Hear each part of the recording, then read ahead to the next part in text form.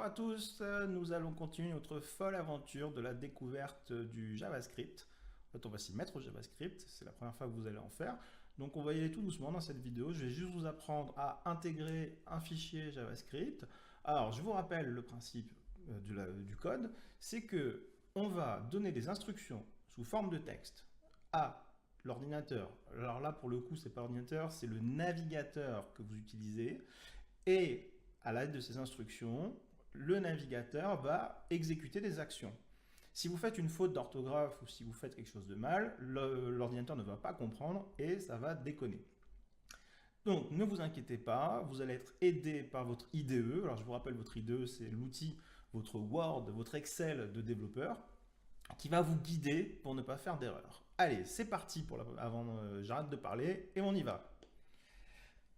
Alors, nous retrouvons notre immonde page web et je profite de l'occasion pour vous dire que suite au retour que j'ai eu des gens qui ont visionné les vidéos, j'ai augmenté la taille du texte. Il y a des gens qui ne voyaient pas bien. Alors, j'espère que ça ne sera pas trop gros. Donc, nous sommes toujours sur le site le plus moche de la Terre, qui est ici à droite, qui a été confectionné grâce à mes mauvais goûts. Et là, ce que nous allons faire, c'est que nous allons intégrer un peu de code. Alors, comment on fait pour intégrer du code? La première chose qu'on va faire, c'est qu'on va à gauche, dans l'architecture du dossier, on a toujours nos deux petits fichiers index.html et la feuille de style style.css. Et là, donc, ce qu'on va faire, c'est qu'on va faire un nouveau fichier. Et vous voyez ici, vous avez la liste de tous les fichiers possibles et vous avez JavaScript file. Donc vous choisissez JavaScript file et par habitude, par norme, on appelle les fichiers d'entrée en JavaScript index. C'est le fichier principal. Donc on l'appelle index, et voilà, il vient de se créer, il est apparu ici, et il est vide.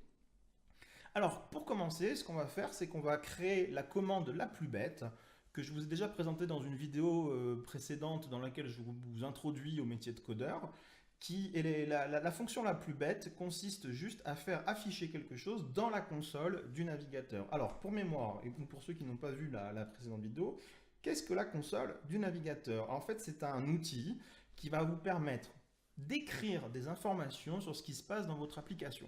Donc grâce à cette petite console, vous allez pouvoir marquer des moments, visualiser des données, visualiser des choses. Alors comment on y accède à cette console? On clique droit, là, n'importe où sur le site.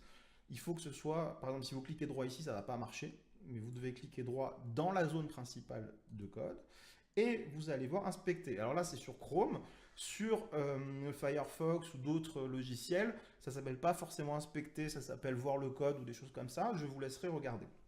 Donc on appuie sur inspecter et vous voyez, il apparaît cette jolie cet outil de développeur à droite. Alors ce qu'on va faire dans un premier temps, c'est qu'on va le mettre en bas. Parce qu'à droite, il coupe un peu trop le site en deux, donc on ne voit pas bien. Donc vous voyez ici, il y a trois petits points. Et ces trois petits points vous permettent de déplacer la console ici. Donc là, je vais cliquer ici, vous avez Dock to Bottom, donc mettre la console en bas. Voilà, donc elle est apparue en bas. Donc on peut continuer à avoir un peu de largeur sur notre site tout en ayant la console. Alors la console, elle est séparée en plein de petits onglets ici que vous voyez. Éléments, console, source, voilà. Pour l'instant, ne regardez pas les onglets, je vous les présenterai une autre fois. Là, élément, tout ce que vous avez à savoir, c'est que ça fait que reprendre le code source. Donc, regardez si je mets index.html ici, voilà, doc type HTML, c'est ce qui est écrit ici. HTML lang égale fr, c'est ce qui est écrit ici. Donc, en fait, ce n'est qu'une répétition bête et méchante de votre code. Donc, ça ne nous intéresse pas parce qu'on l'a déjà ici. Voilà, ça peut être utile dans certains cas, mais pour l'instant, ça ne nous est pas utile. Nous, ce qui nous intéresse, c'est la console, ici. Donc, voilà, la console dans laquelle on va vouloir que des choses s'affichent. Donc, pour que des choses s'affichent, ici, on va utiliser dans le fichier JavaScript qu'on vient de créer, dans lequel il n'y a rien pour l'instant, mais on va y mettre quelque chose. On va utiliser la commande console. Donc ça, c'est pour dire, je veux faire quelque chose dans la console. .log, donc point, c'est pour dire, je veux accéder aux fonctionnalités qu'il y a dans la console.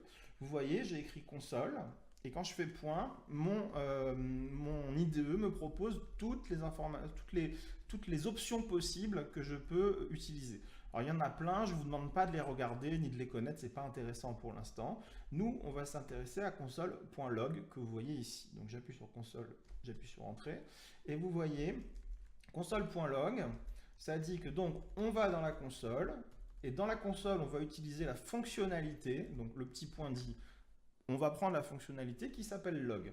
Et les parenthèses ici servent à dire, bon, ben, on va y mettre quelque chose qu'on veut faire à l'intérieur de ces parenthèses. Donc pour l'instant, ce qu'on va se contenter de faire, c'est faire console log d'un texte. Alors un texte en JavaScript, ça se présente sous la forme de petits guillemets. Donc ces guillemets, ici, ce sont les guillemets simples, donc les single quotes, et il y a les guillemets doubles. Alors c'est comme en français, vous savez quand vous écrivez, vous pouvez faire des guillemets simples ou des guillemets doubles. Donc là vous voyez les guillemets doubles. Si jamais il y en a qui ne voient pas, ah non, on ne peut pas zoomer là-dessus. Non, on ne peut pas zoomer, mais faites-moi confiance, vous devrez voir assez, c'est des guillemets doubles. Attendez, je vais quand même paramétrer pour qu'on puisse voir mieux. Donc, si vous voulez augmenter la police, je vous montre comment on fait. Vous allez dans Settings, donc les paramètres, donc dans File, ici, Settings. Vous tapez Font, parce que font en anglais ça veut dire police de caractère, donc vous tombez ici sur font, voilà, Editor, c'est la fonte de l'éditeur de texte qu'on a ici. Et là vous choisissez font, vous pouvez changer la fonte, si ça vous plaît d'écrire en comics sans MS, vous pouvez le faire. Et là size, eh ben, on va mettre, soyons fous, on va mettre 20, comme ça vous verrez vraiment bien le code en bien gros, et on va mettre même 25, voilà, pour commencer. Voilà, donc là, j'imagine que vous voyez bien mes petits crochets. Voilà, donc je reviens, très important. Single quote, c'est ce qu'on a sur le PC, c'est la touche 4. Ok, donc ça veut dire qu'on va avoir un texte à l'intérieur. Et double quote, c'est la touche 3. Ça veut dire aussi la même chose qu'on va avoir un texte. Il y a des petites différences entre les deux, mais on les verra plus tard quand vous serez grand. Donc, moi, je vais faire des single quotes. Pourquoi? Parce qu'en JavaScript, la norme, l'habitude, si vous préférez, c'est d'utiliser des single quotes. Donc, ici, on va écrire coucou. Voilà. Et là, vous voyez ici, là où il y a le curseur, où il y a ma souris à l'instant présent, il y a une couleur. Et si je mets ma souris sur la couleur, il va dire, voilà, unterminated statement. Ça veut dire que en JavaScript, quand on donne un ordre, quand on dit à l'ordinateur fais quelque chose, il faut lui dire voici la fin de l'ordre que je te donne. Et la fin de l'ordre qu'on donne, dans le langage JavaScript, c'est différent dans certains langages. Dans certains langages, il n'y a même pas de besoin de donner la fin d'un ordre. En JavaScript, c'est un point-virgule. Voilà. Donc vous voyez, là, il n'y a plus de problème. Donc, je récapitule. On va lentement, hein, parce que c'est un cours pour les grands débutants, mais voilà, on y va tranquillou. Donc, console, je veux accéder à la console. Point, ça veut dire je veux accéder à une des options, une des fonctionnalités de la console. La fonctionnalité de la console, elle s'appelle log. C'est comme ça qu'ils l'ont appelé, c'est pas nous qui choisissons les noms. Donc log, ça veut dire, en anglais, ça veut dire écrit un log en fait. Et un log en anglais, c'est une trace de texte. Et ce qu'il y a entre parenthèses, c'est ce qu'on va écrire dans la console. Nous, on veut écrire un texte. Donc les textes en JavaScript sont toujours entre guillemets. Pourquoi? Parce que l'ordinateur, il est bête et méchant, il a besoin de savoir qu'on veut du texte. Par contre, si on veut écrire un nombre, par exemple, si je veux écrire 23 ou 42, comme c'est la mode pour les geeks, vous voyez, j'ai pas besoin de mettre de quote, de single quote, parce que il sait que des nombres, des chiffres sans single quote ou double quote, ça veut dire qu'on veut afficher un nombre. Maintenant, si je mets des quotes ici, ça va quand même afficher 42, mais ça ne sera pas considéré par le système comme un nombre, ça sera considéré par le système comme un texte qui représente le caractère 4 et le caractère 2. Voilà.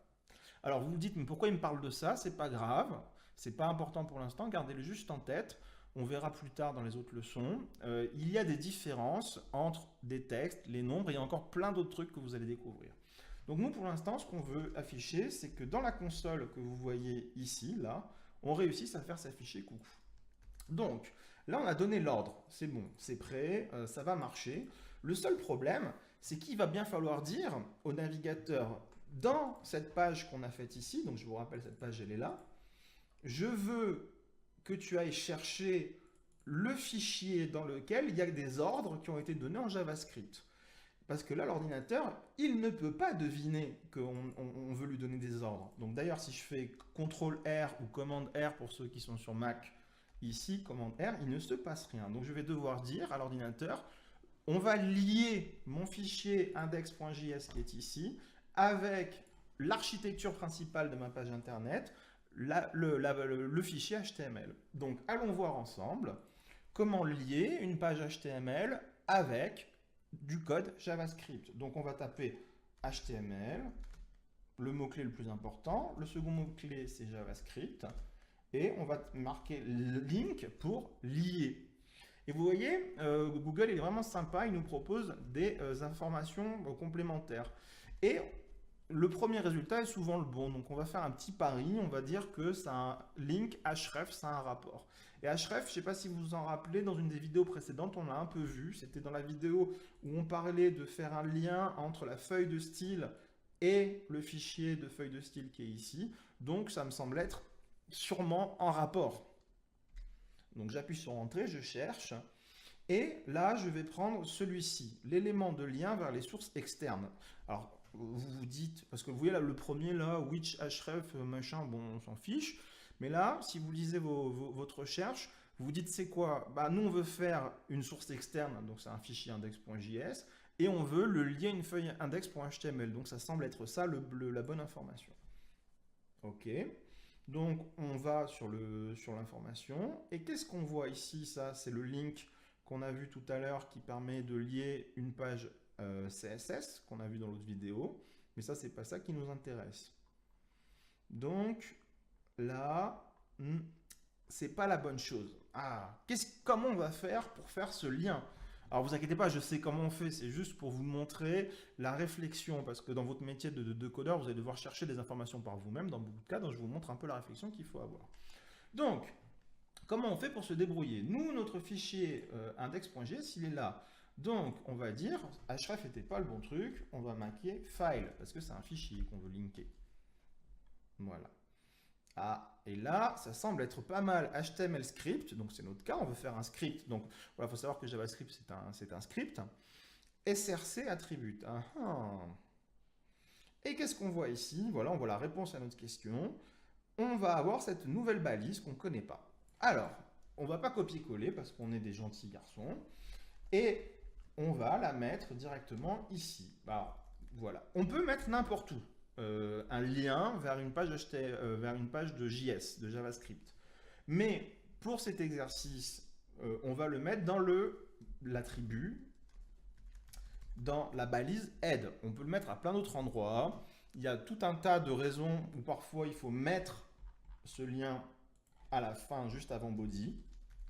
Il y a des raisons parfois qui font qu'il faut le mettre directement dans le code source, n'importe où, ici par exemple, je dis au hasard. Mais pour l'instant, pour cet exercice, nous allons faire les choses de façon très classique. Nous allons mettre ça dans le head. Voilà, gardez juste en tête que ce lien, on peut le mettre à différents endroits, mais on expliquera pourquoi une autre fois. Là, ce que vous devez garder en mémoire, c'est qu'on met toujours ce lien dans le head. Donc j'écris script, et rappelez-vous, il y a un super raccourci qui s'appelle tabulation, qui permet de pré-remplir tout un tas de choses grâce à votre IDE. Voilà, donc il m'a créé ma balise script. Et comme on l'a vu ici, il y a un attribut SRC. Alors SRC, il n'y a pas besoin d'être Einstein pour deviner que ça veut dire source. Donc ça veut dire qu'on va y avoir un script JavaScript dont la source va être le fichier. Alors lui, il a appelé ça myscript.js dans son exemple, w3schools.com. Nous, on a appelé ça index.js. Donc script, donc on va écrire S, et vous avez vu, là j'ai l'autocomplétion qui me propose toutes les balises possibles. Donc comme ça, je regarde l'autocomplétion et je reviens, j'en profite pour faire une petite aparté.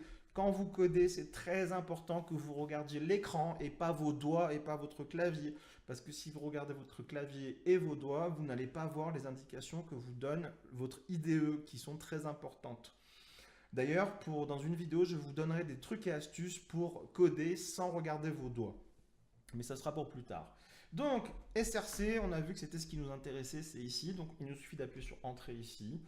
Et il écrit donc SRC égale double quote.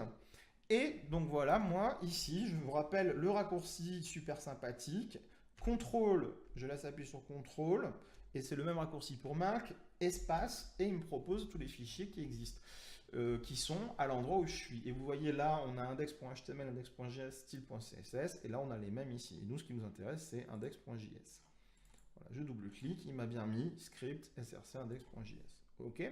Donc voilà, là je sauvegarde CTRL et S, ou commande et S sur Mac, pardon. Je retourne sur notre super page ici, donc là c'est vide pour l'instant, je fais commande R, Et magie du direct, magie de la technologie, on a écrit coucou. Et vous voyez ce coucou, il a une spécificité, c'est qu'il est écrit en noir. Parce que c'est du texte. C'est comme ça que Chrome a décidé de présenter le texte. Sur d'autres navigateurs, vous les verrez en vert ou d'autres couleurs encore que je ne connais pas. Mais sur Chrome, le texte s'affiche en noir. Maintenant, nous allons faire un petit essai différent. Nous n'allons plus écrire coucou, nous allons écrire un chiffre, un nombre. Nous allons écrire 42 comme tout à l'heure. CTRL S pour sauvegarder, CTRL R ou commande R sur Mac pour recharger la page. Et vous voyez 42, alors je ne sais pas si vous le voyez bien, je vais essayer de zoomer, voilà. Il s'affiche en bleu, voilà. Ok. Donc ici, je reviens pour vous remontrer les textes. Dans console log index.js, je fais commande Z pour revenir en arrière. Je raffiche du texte. Je retourne sur ma page internet, je fais commande R. Et le coucou s'affiche en noir, c'est bien clair, c'est du texte. Et je reviens Shift CTRL Z sur ma page. Je réécris 42, CTRL S pour sauver, CTRL R pour recharger la page, et c'est en bleu. Voilà. Alors, effectivement, pour ceux qui ont déjà un peu codé, vous allez me dire, il nous prend pour des idiots, c'est l'enfance de l'art. Oui, c'est l'enfance de l'art, les enfants.